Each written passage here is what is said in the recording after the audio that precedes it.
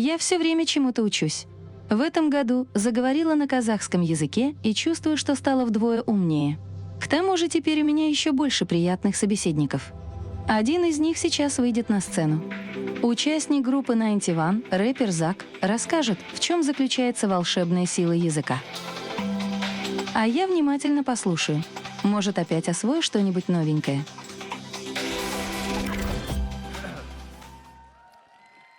Бәріне сәлем.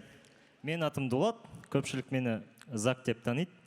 Көріскеніме қуаныштым. Бүгінгі мен айтатын тақырып ол қазақ тілді контенттің бар болу маңызы.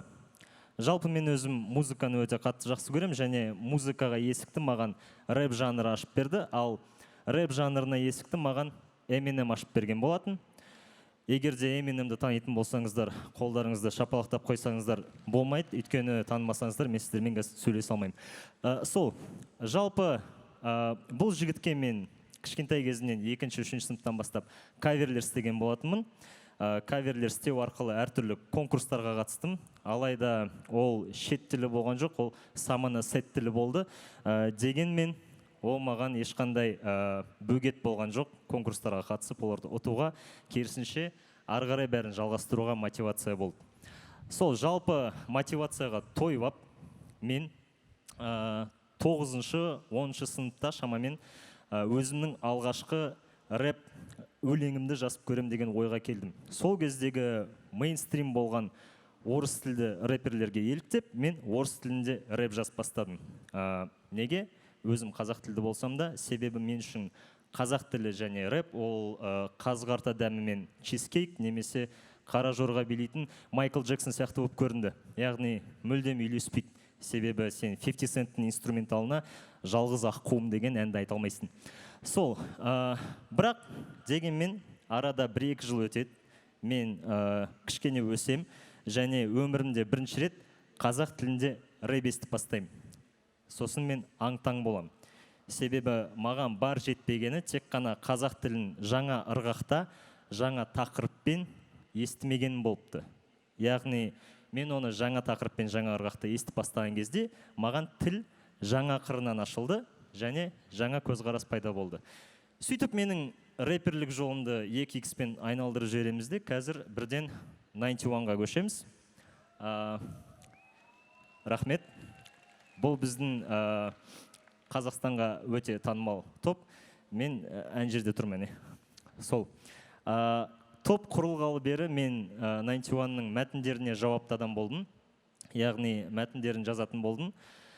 Содан кейін маған мәтін жазушы ретінде алдыма қойылған мақсат немесе мәселе десе болады, ол халықаралық поп индустриядағы ырғаққа сәйкес қазақ тілін сіңдіру болды. Яғни үйлесімді енгізу.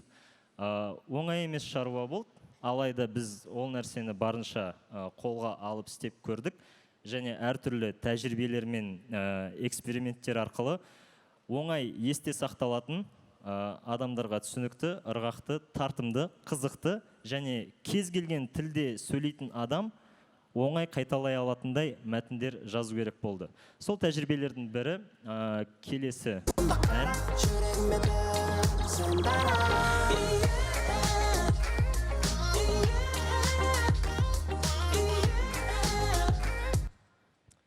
Иә, мынау мен. Сол. Бұл трек «Ие» деп аталады. Және барлықтарыңыз естігендей «Ие» деген мелодиясы бар, яғни әуені. Мен үшін бұл «Ие» деген өте оңай, жеңіл, кез келген адам қайталап бере алатын жай ғана мелодия болды, бірақ маған ол құр мелодия болғаны аз болды. Сондықтан да біз бұны тақырып ретінде ашып көруге тырыстық, және бұл мен үшін жай ғана «Ие» емес, сен менің жүрегімнің иесі бола аласың деген тақырыпты ашып көрдік.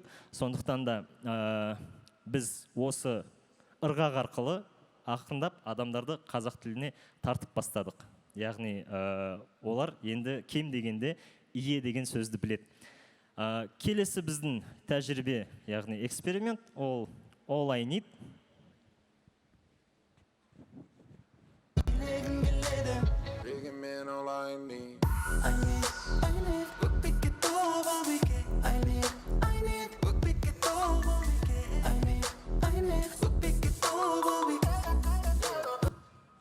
Иә, all I need.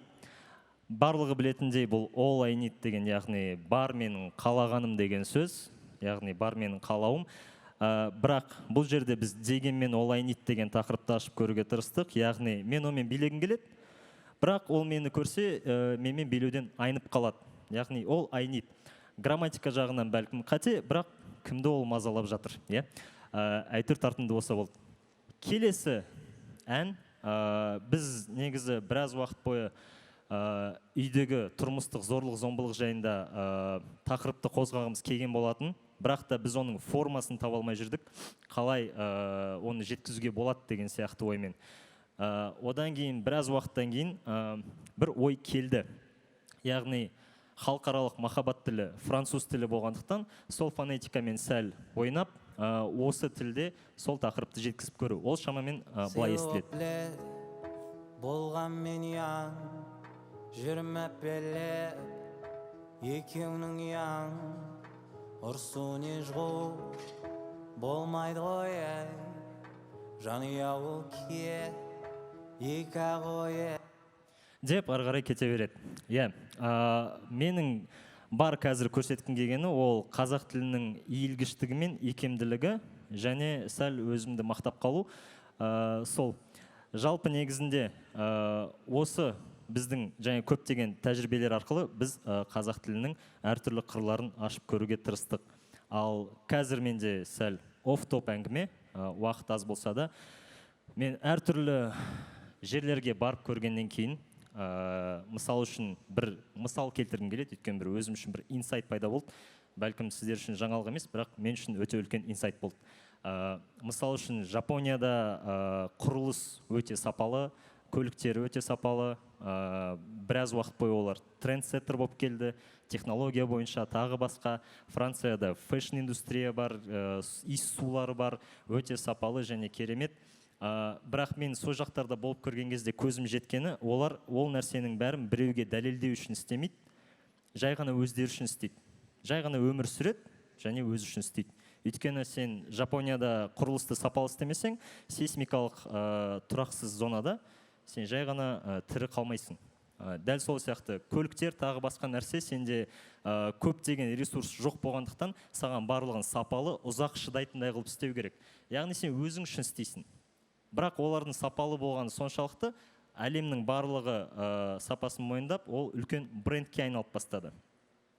Францияда да дәл солай, фэшн индустрия, иіс сулар тағы басқа нәрсені алатын болсақ. Бұның қазақ тілді контентке не қатысы бар десеңіздер, ол қазақ тілді контент мейкерлерге арналатын әңгіме. Себебі біз қазақ тілімен әлемге мойындатыла алмаймыз, Грэмми ала алмаймыз, тағы басқа деген сияқты ойдан құтылғанымызды қалаймын.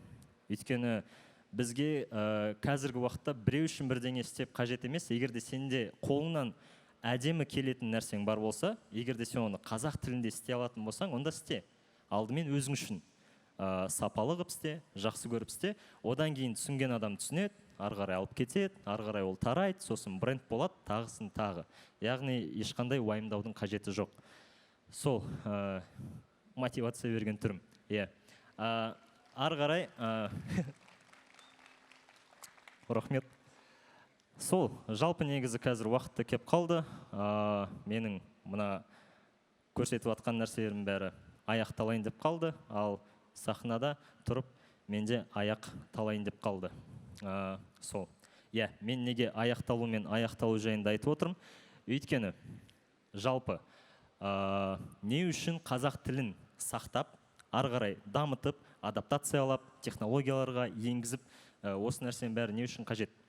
Себебі менің ойымша, жай ғана менің ойымша, осы аяқталудың мысалында заканчивать деген нәрсе бар, орысша, the ending бар, тағы да деген сияқты. Бірақ бізде аяқталу.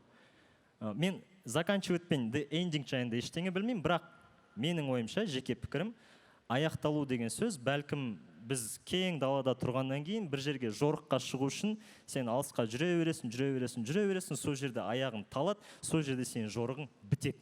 Бәлкім содан кейін бұл нәрсе аяқталу деп аталып кеткен шығар деп ойлаймын. Қазақ тілін не үшін сақтау керек деген кезде, бұл жай ғана әлемге деген бірегей бір көзқарастың бар болуы. бар болуы тек қана. Әлемде көптеген тілдер бар. Және егер де біз әртүрлі тілдердің барынша сақтап, оларды иілгештендіріп, адаптацияға ұшырататын болсақ, онда біздің көзқарасымыз ұлғаяды. Себебі біреуге аяқталу былай болса, біреуге конец былай, тағы басқа біз ақпарат алмаса аламыз, және әркім өзінің көзқарасын ұлғайта алады сол арқылы деген мәселе. Сол үшін қазақ тілін сақтау керек, адаптациялау керек. Сол үшін Алиса қазір 2 тілде сөйлеп жатыр, ол керемет жаңалық, және сол үшін сен Яндекс браузерға кіріп, YouTube-тан кез келген нәрсені аударып ала аласың, ол да керемет мүмкіндік. Сол үшін мен ойым, қазақ тілі енді трендте, қазақ тілі әлі тірі. Егер де контент істегілеріңіз келсе, дым жасымай алға баса беріңіздер. Көп-көп рахмет. Сіздермен бірге болған мен Зак.